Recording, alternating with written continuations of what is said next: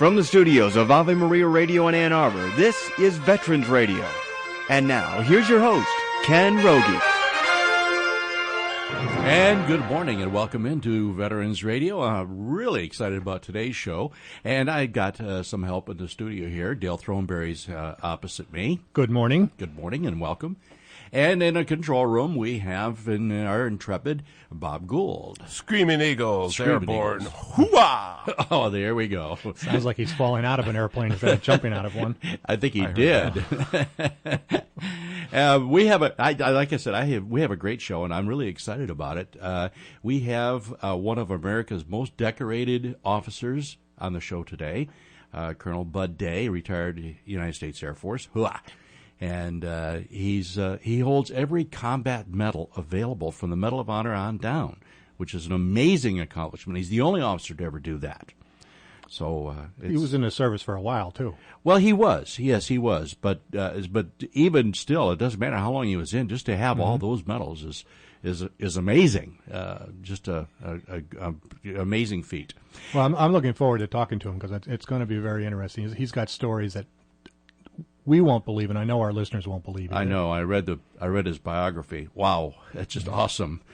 And of course, we have a special guest today, and he's going to be calling in about 10 minutes after 9. So, Dale, you've got some news stories for us. We've got all kinds of things going on as the sun comes out and the sun starts to shine and it gets warmer. We have a number of events going on in the local area, especially. In the Ann Arbor area, we've got a local church sponsoring a Support Our Troops Sunday. That's next Sunday, May 20th, at the St. Luke Lutheran Church in Whitmore Lake. And they are encouraging all veterans and those on active duty are invited to attend. There's going to be a Boy Scout Honor Guard, gathering of care packages for soldiers in Iraq, Afghanistan, and local veterans hospitals are going to be featured. The guest speaker is going to be one of our good friends, John Kinzinger, past president of the Washtenaw County Vietnam Veterans of America, local, I'm a union guy. Chapter 310 and former Michigan Veteran of the Year in 2003-2004. For more information on that, call 734-426-4006, or you can visit www.livingwatermi.org. For more information on the St. Luke Lutheran Church Support Our Troops Sunday, next Sunday, May the 20th. Vietnam Veterans of America, Detroit Chapter 9 is hosting their annual Armed Forces Day picnic and chapter reunion on Saturday, May 19th. That's 12 noon. And where are they going to be? They're going to be... That's on Woodward and... right, by Veterans Park. Yeah, Woodward and Temple. Correct. For more information on that, you can give their chapter president, Dave Trevino, a call at 586-445-2206. So you listen to Veterans Radio next week, and then you can go to a picnic in downtown Detroit, which should be really fun. And then finally, Thunder Rolls in Belleville, Michigan, their third annual motorcycle ride, is going to be on Memorial Day, Monday, May 28th.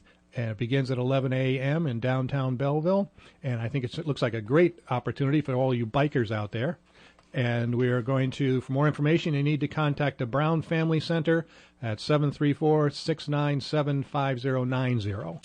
And the Baptist Church on Textile in Ypsilanti is also having a special service on Sunday the 20th at 11 o'clock to honor all veterans, police officers, firemen, and EMTs, I believe. And at 11 a.m. We will attempt to put all these up on our website at veteransradio.net. Click on events, and hopefully I'll get those up there this afternoon for you.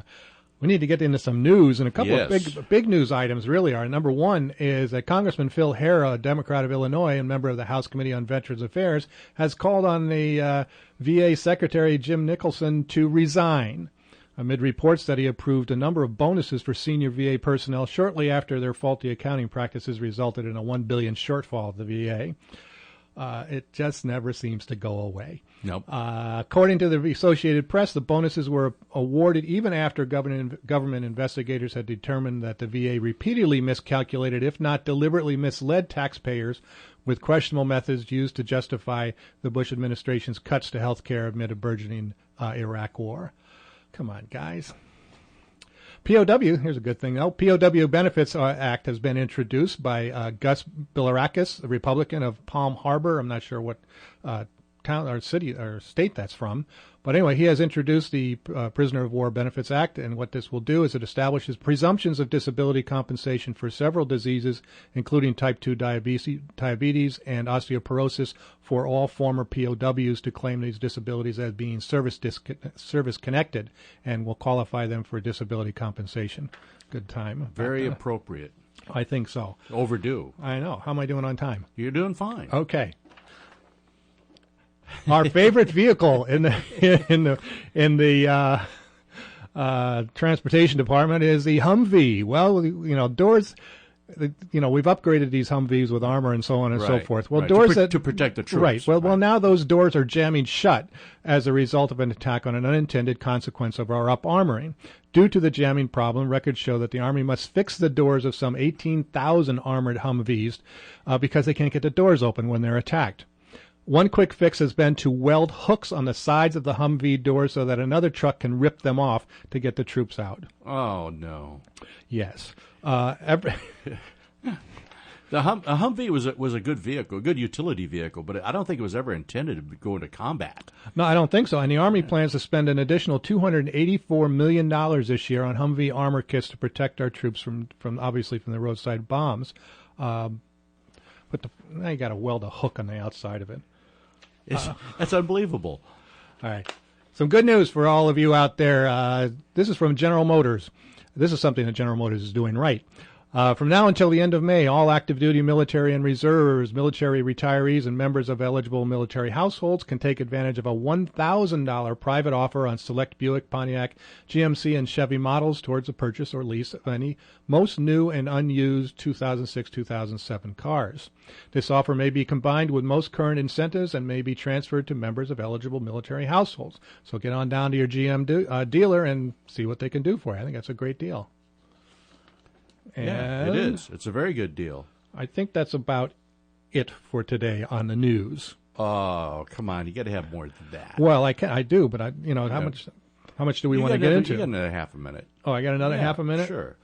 So well, all right. A story that I'm going to be starting to do more on is we're finding that a number of veterans, or not veterans, but active duty military personnel are having severe reactions to some of the vaccines that they've been given to go to Iraq and Afghanistan. And in many cases, some people, there have been a number of deaths as a result of them, and severe reactions, kidney failures, and so on and so forth. And there is an ongoing investigation right now looking into whether it was one of those things where the troops were being given vaccines that they weren't aware of and that they were doing a little bit of testing on.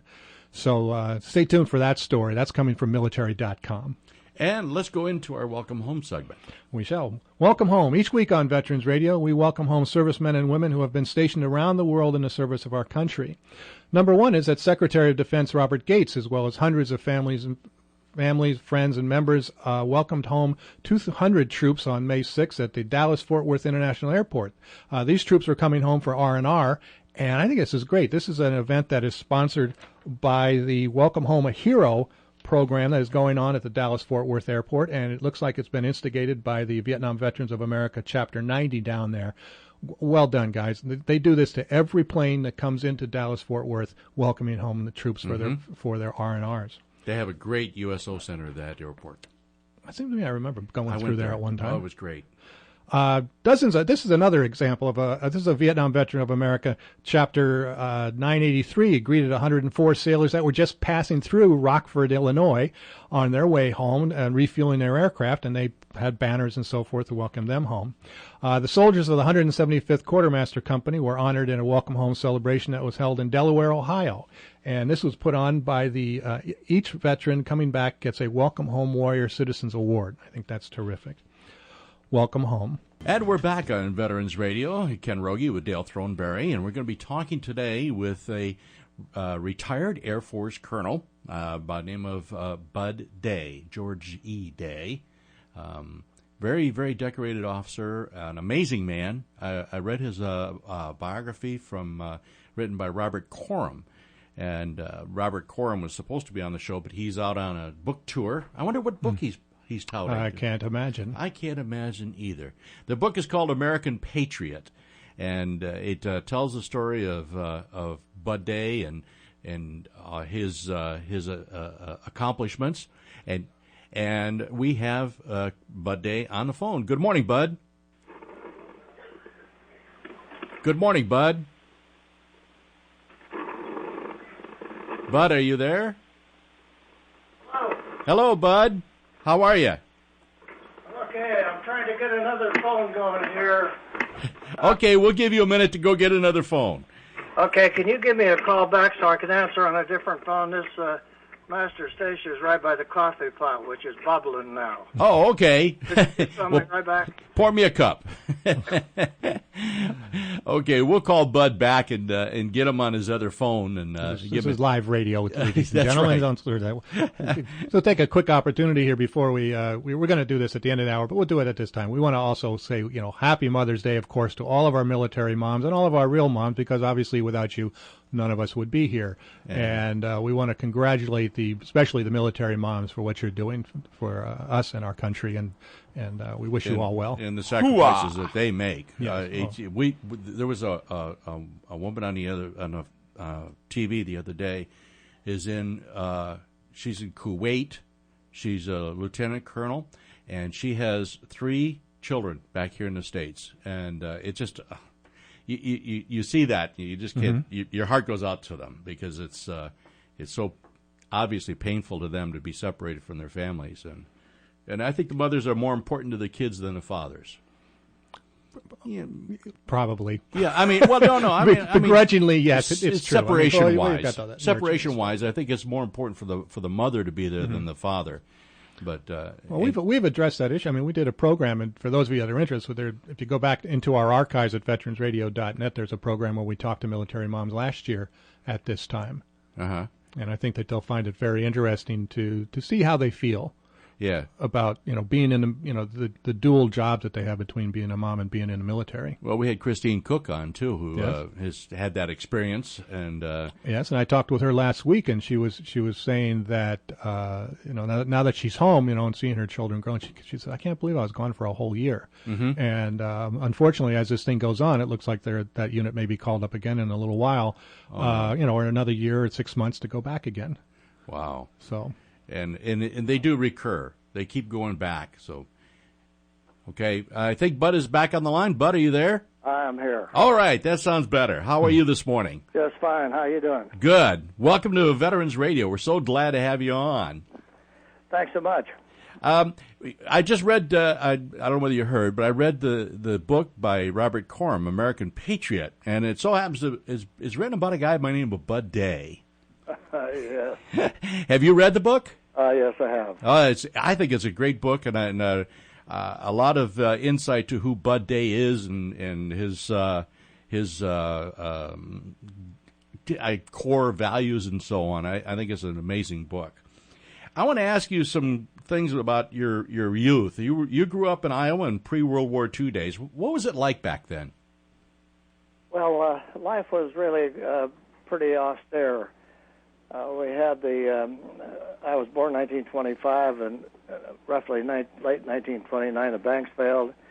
1930, we had and of course, from the bank failure came the Depression, and then the dust storm started in 1930, and we had almost a continual drought from 1930 roughly till 1937, varied in intensity, 30, 31, 32, 33 were the really, really bad years. Dry, drought, all of Arkansas, or all of Arizona, New Mexico, southern Kansas was overhead in the air all the time. Wow. And what was the patriotism like back then? A very patriotic country. Despite the hardships that were going on, people were really quite united, and the Franklin Roosevelt, when he got elected in 1932, had a message of optimism and hope, and he was an inspiring president in that he kept telling everybody things are going to get better, and he cranked up a lot of make-work projects like the PWA, which was the Public Works Administration, and the WPA, the Works Progress Administration, and They did flood control, blight, sewer systems, drainage, clean out for us, and put a lot of people to work at a remarkably low wage, like roughly $1.50 a day. Wow. Just think about that today. All right. World War II began in 1941, and then you went in the military sometime after that. When did you go in? I went in December of 1942. I was just 17 in February of 1942, so I would have gone in then if my parents would have permitted, but they continued to opposed me, and it wasn't until December of that year that I was able to wear them down. That's a good way of putting it. And you went into the Marine Corps. Yes. And you served where? Where did you go in the Marine Corps? I served 30 months out in the Pacific. As soon as I got out of boot camp, I was sent out as a replacement and headed southwest. That's where all the action was. You were on Johnston Island, I believe. Yes, I was. Yeah, so was I. But we had no kidding. We had a few years between us. I'll be darned. I was there in 1975 and 76. Well, I'll be darned. Well, what happened was, the 3rd Defense Battalion had been at Wake Island, and when they got overrun, they moved the 3rd Defense Battalion to Johnson. Mm-hmm. So we were maintaining Johnson, Midway, Palmyra, Christmas Island. We had forces on all of those places because at that time our intel was such a low quality that no one had a real clue where they were going to strike again. But those were all refueling stops and areas where you could recover airplanes, resupply, do that kind of stuff. And in fact, the Battle of Kwajalein, they launched a lot of airplanes out of Johnson Island to go strike Kwaj. Mm-hmm. We're talking to Colonel Bud Day, one of America's most decorated officers, who holds all the combat medals available from the Medal of Honor on down, and we're pleased to have him with us this morning. Following the war, you returned to Iowa and got your bachelor's and law degrees, and then you joined the Iowa National Guard. Why? Oh, I'd been a reservist. I joined the Army Reserve in 1946, and I knew we were going to war with Russia. It just, I had no question in my mind that communism was such a overarching evil, had a lot of aspirations about running the entire world. They thought that system was going to work, and of course they were having a lot of successes. It was working in China, was working in that occupied countries that they'd overtaken the whole Iron Curtain front of countries. So they had some high hopes, and I was just positive that we were going to be in a shooting war with them. So that being the case, I felt that this time I was going to go as an officer, and I was going to stay ready. And then you after you got into the Iowa Guard, you switched over to the Air Force. Yes.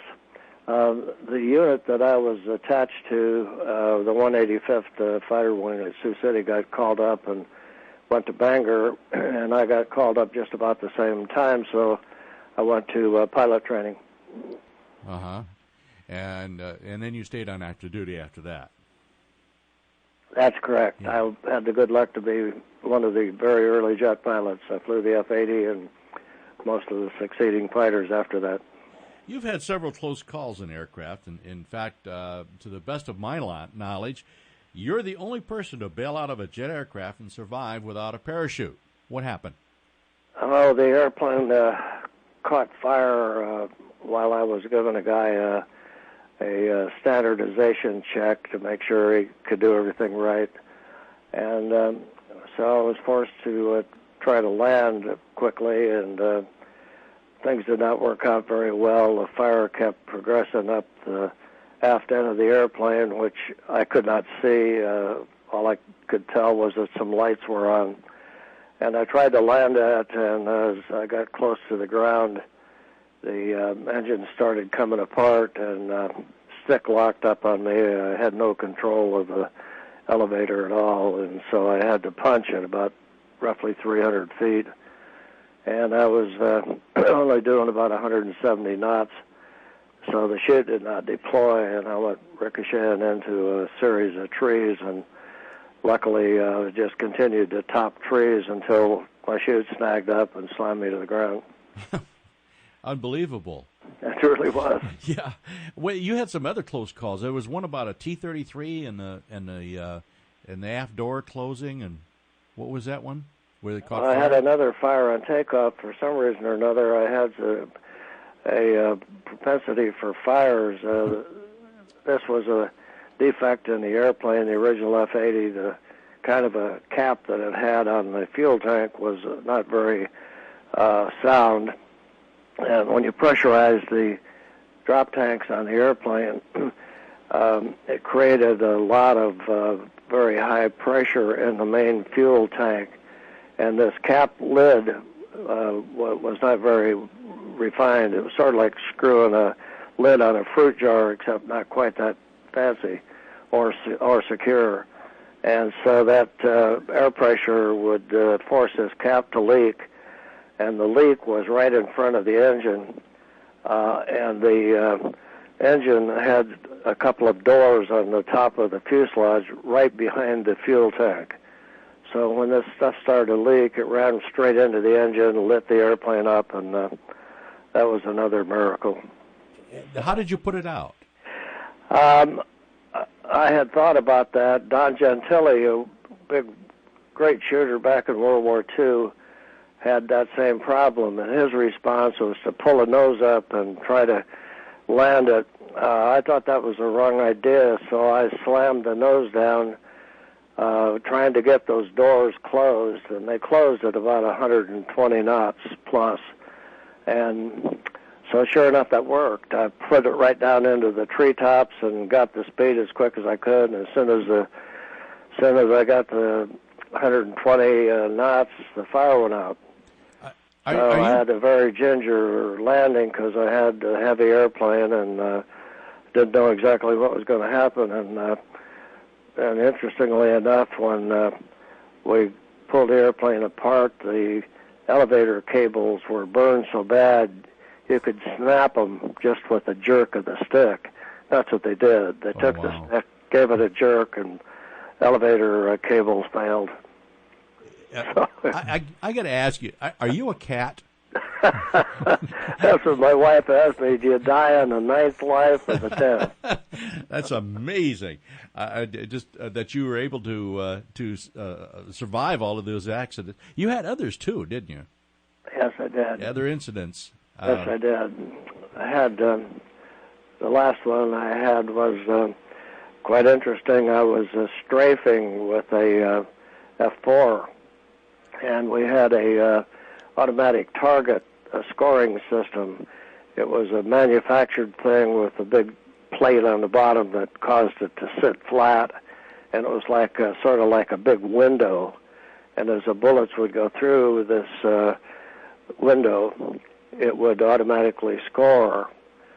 But because they had to secure the thing and get it level some way, they had a huge steel plate that went across the bottom of it. Then they buried that and covered it with a huge amount of sandbags. And so I rolled in and fired, and what I didn't know was that they'd had a huge rainstorm between the last time we'd been to the range. These sandbags had gotten all shot up, the sand had leaked out, and when one of my bullets hit the steel plate, it ricocheted, and I took it right in the eye level in the bulletproof glass right in front of my eyes. I still have that windshield. Do you really? Yeah, they took it out and gave it to me. Had it not been for that bulletproof glass, I'd have taken my head right off. Wow.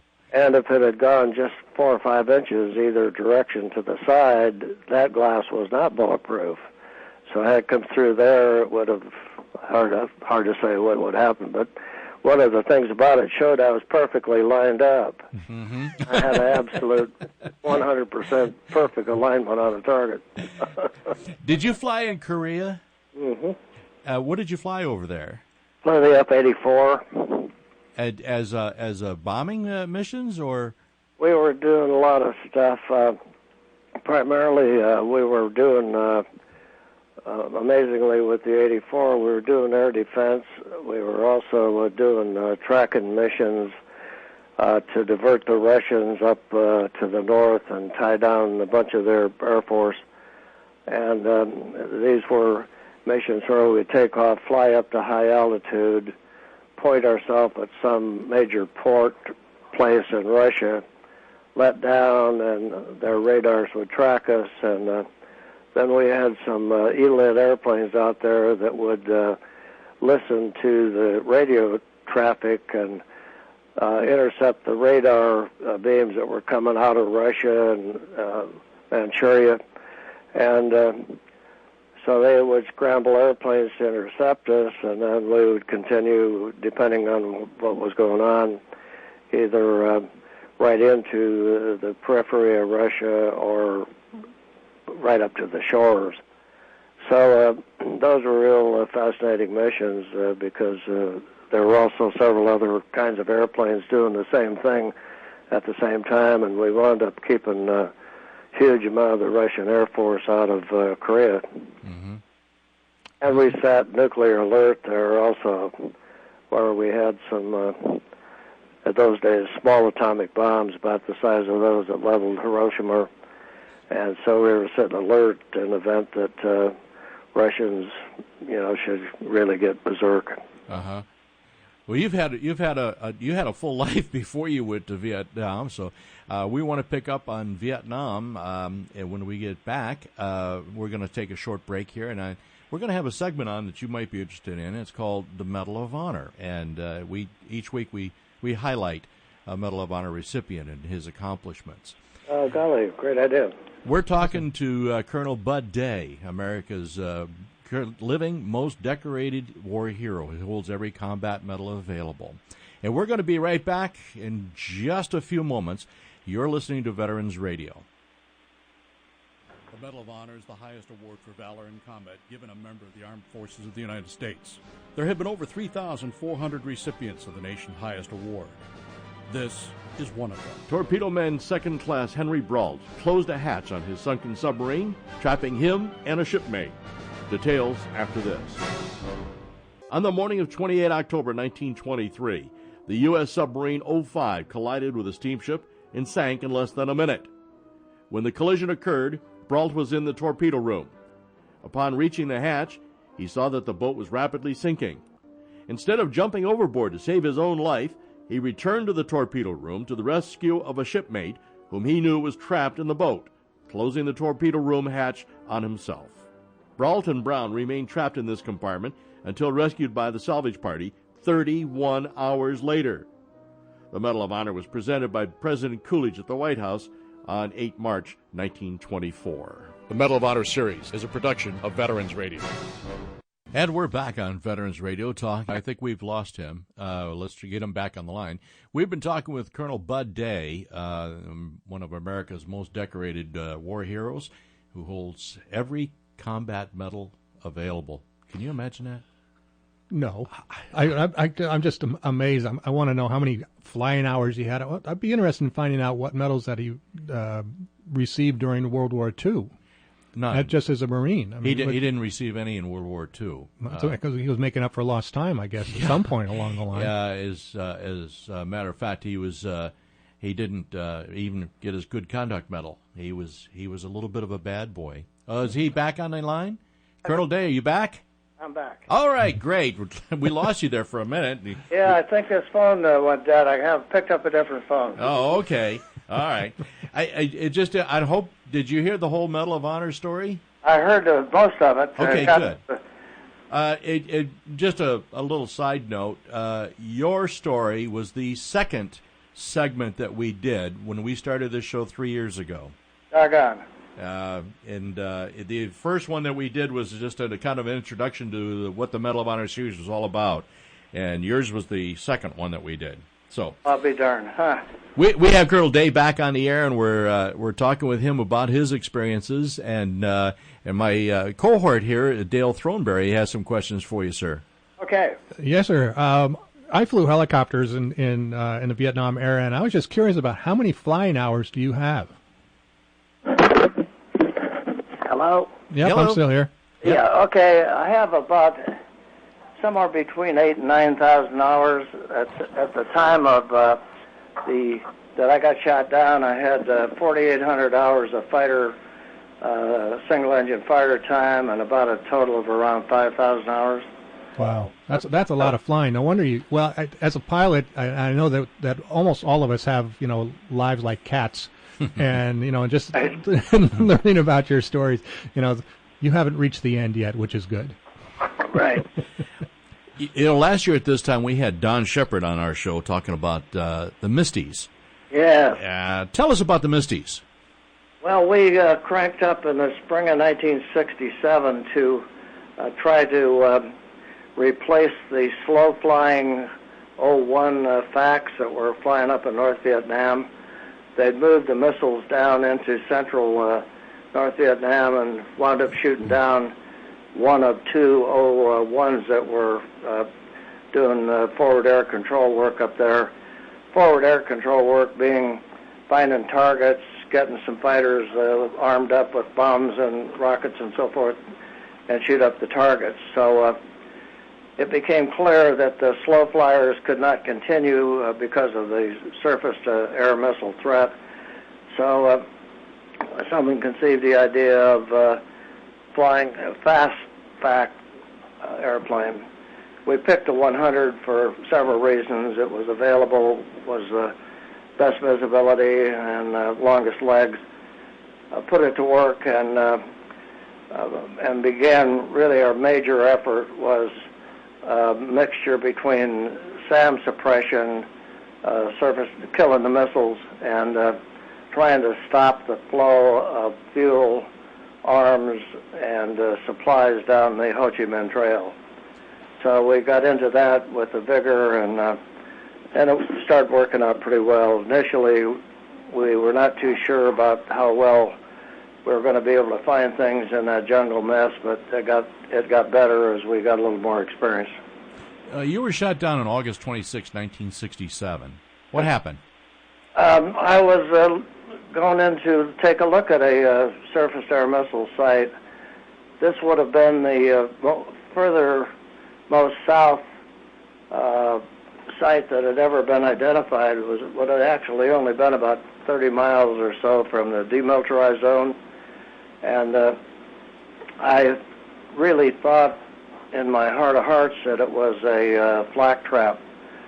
But we pumped on in there to take a look at it. I had a young kid from Iowa, Corin Kippenham, in the front seat.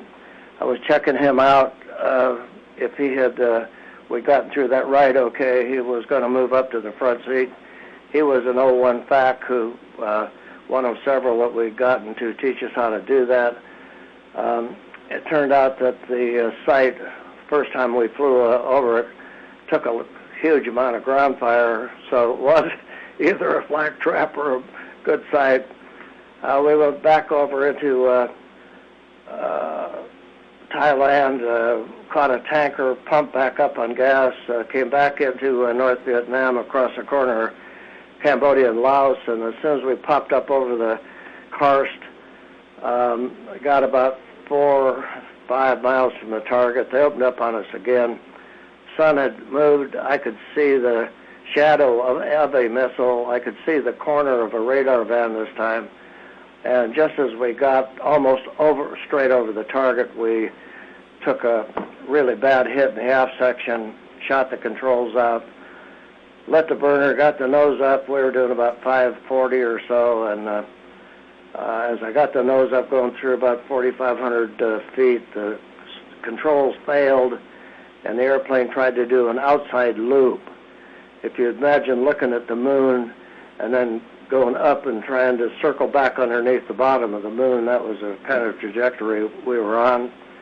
I couldn't control the airplane, so I told Kipper, punched us out. I busted my arm in 3 places, injured my left knee, and damaged my eye when my oxygen mask did not separate right. So when I hit the ground, I was busted up and injured and not in good shape to be captured. Young kid, within just a minute or two, showed up. I had gotten a call off to Airborne Triple ABC, who were the people that were aware of where we were a lot of the time. Told them I got shot down, told them I'd seen Kipper shoot.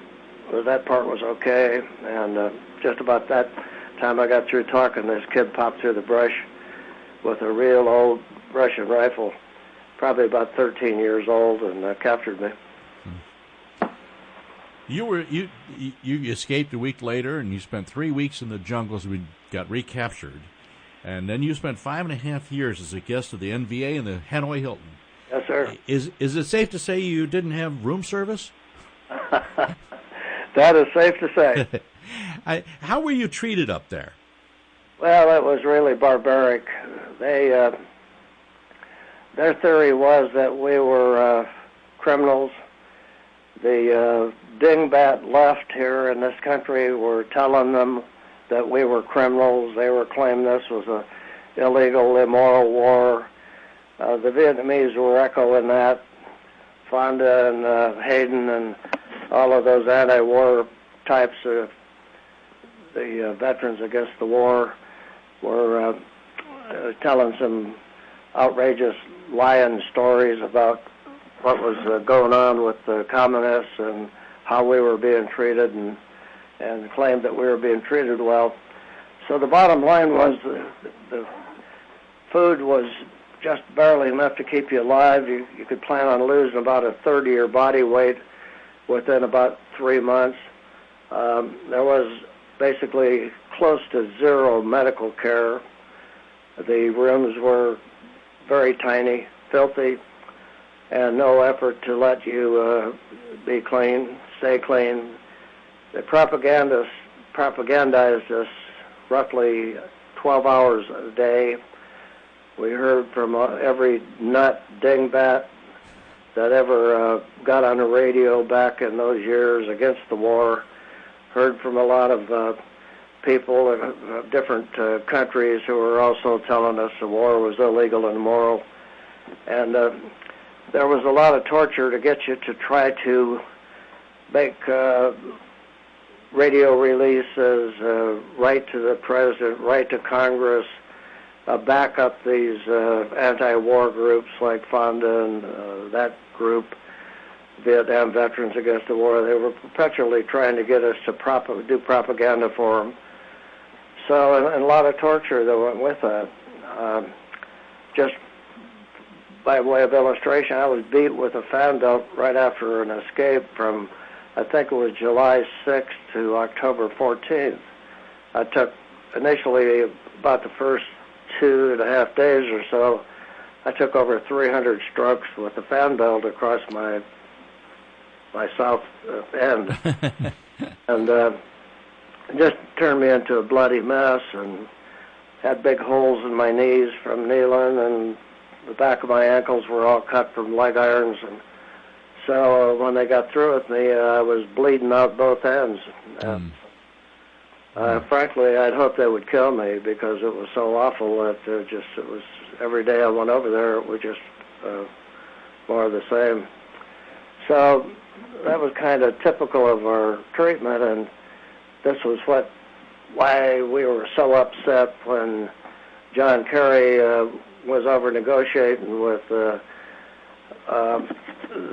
Vietnamese delegation in the 1970s, because it prolonged our imprisonment, caused several of our people to get killed, and caused the death of literally hundreds, maybe thousands of people on the battlefield. That's terrible. Yeah, the anti-war people's message was just hang in there. You know, Americans will wear out. If you just keep fighting, eventually the anti-war types will win the day. And as you know, finally Congress, particularly the Senate, cut the money off. And well, Colonel, I got to cut you off. We have to take a short break, and we're going to come back, and we're going to talk a little bit more about your imprisonment and your after-imprisonment actions. You're listening to Veterans Radio. And we're back on Veterans Radio talking with Colonel Bud Day, a Medal of Honor recipient, and our guest for the entire hour. Bud, throughout your imprisonment, you never cracked. You never gave the NVA any information. How did you hold out for that long? Well, basically, when you get down to saying I never gave them any information, bottom line is I never gave them any information of any value. The bottom line is that a determined torturer can make you say some stuff. You'll hear some noises come out of your body when somebody tries to tear your arms off and saying that rope trick that you had no idea those noises were in you. Mm-hmm. So you get to the point where you begin to deal with them, basically have some kind of discussions with them, but the bottom line is on all the issues such as making propaganda for them or all of those things, that part you refuse to cooperate with. So I've refused to cooperate, and it cost me dearly. They wiped my arms out, and when I came out of jail, my hands and fingers were all rolled up, and had broken my arm. They'd hung me. They'd done that whipping that I told you about. So it was a high price to pay, but worthwhile. You had a mantra that you had kept in your mind when you were in the camp. What was that? It was return with honor. And where did that come from? It was the motto of the 31st Fighter Wing. It was also kind of a family thing. My wife's family were Norwegians. They were occupied by the Germans back during World War II.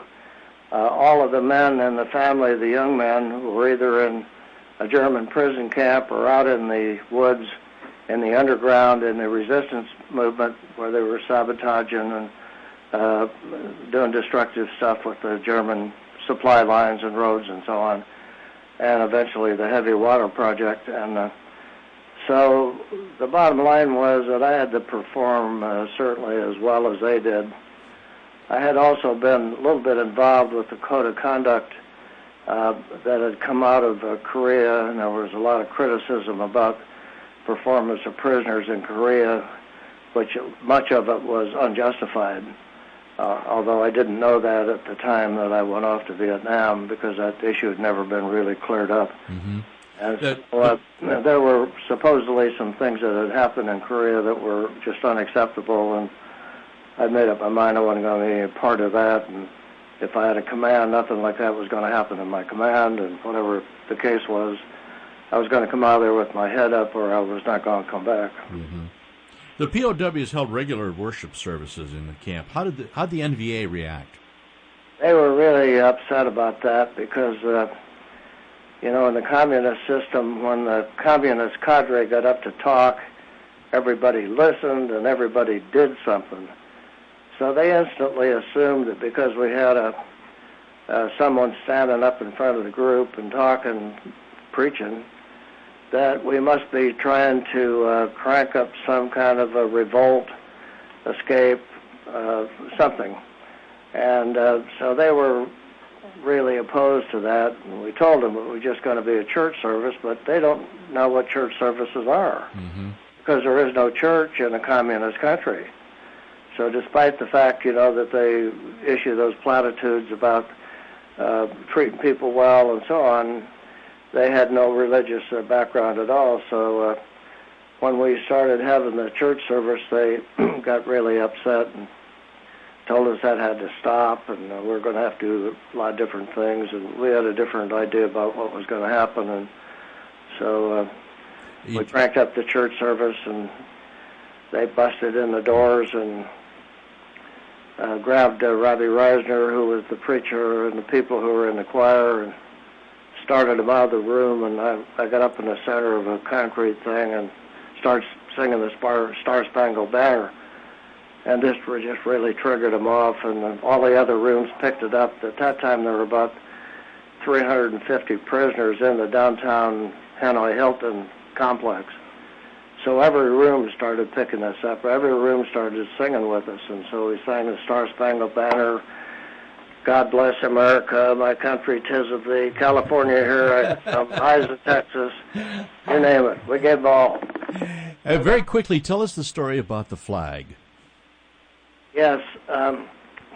One of my people manufactured a really great young Navy lieutenant commander named Mike Christian from Alabama, had stolen some little piece of semi-red cloth, and he gotten some pieces of semi-white thread out of a blanket. Another guy manufactured a nail out of a piece of wire, and Mike made this flag.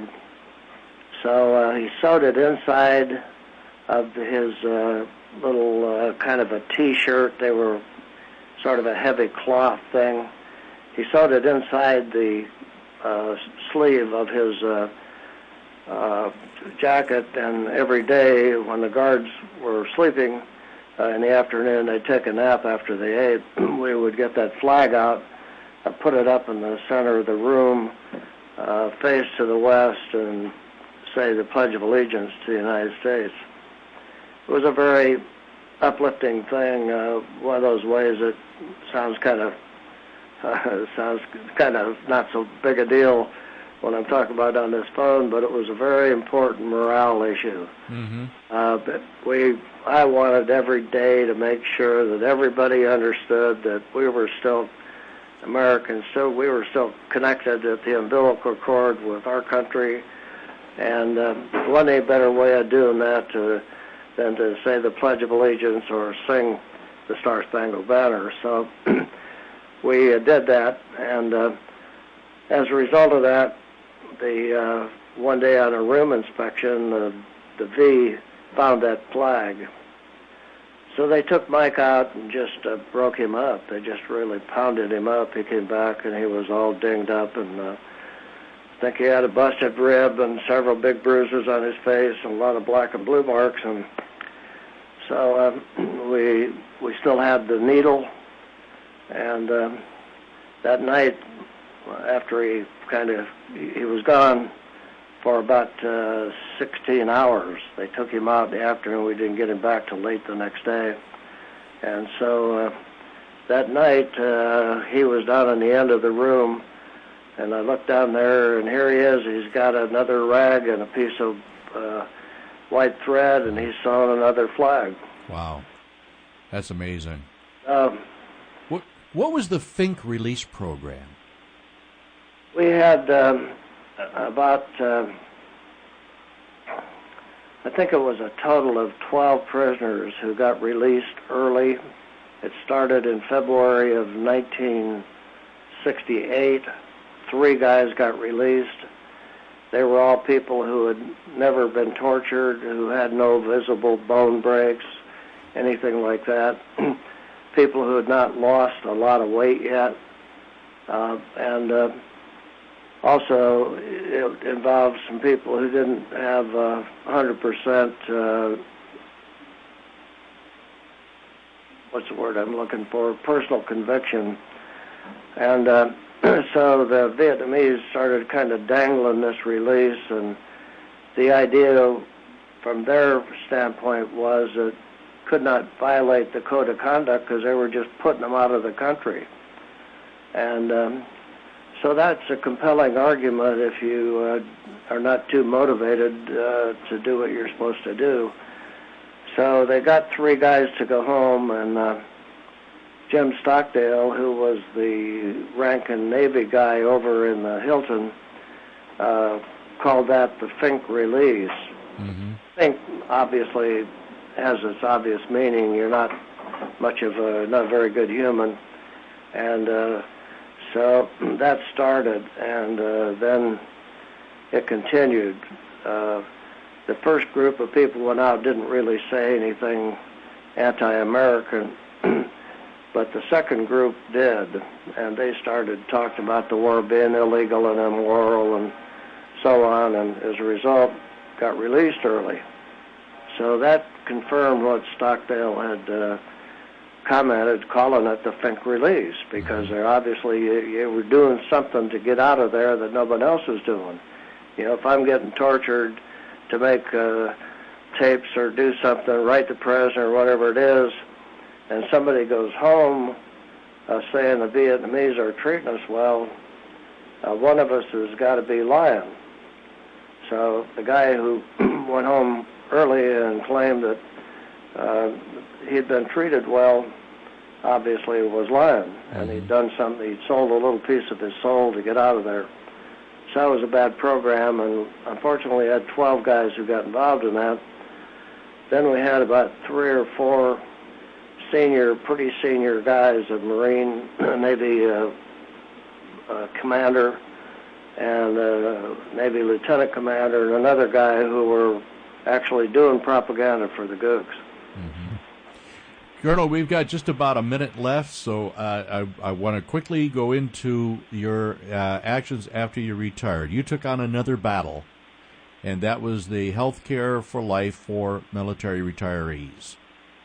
Yes, the Clinton administration kicked the World War II Korean retired military veterans out of the hospital at age 65. They had promised us, as part of our enlistment contract, free lifetime medical care for ourselves and our family along with our pension.